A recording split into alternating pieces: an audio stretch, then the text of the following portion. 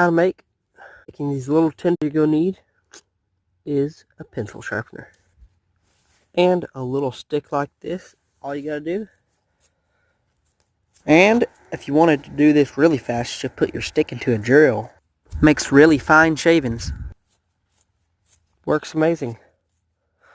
They're really fine, nice, so we can just strike it with our fair serum rod.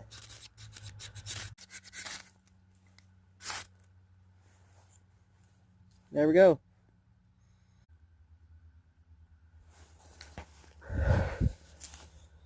You have that nice little tinder going? Put us a piece of heart pine right on top there.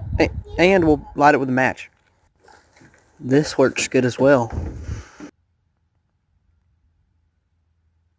When you go ahead and add this right to my tinder box.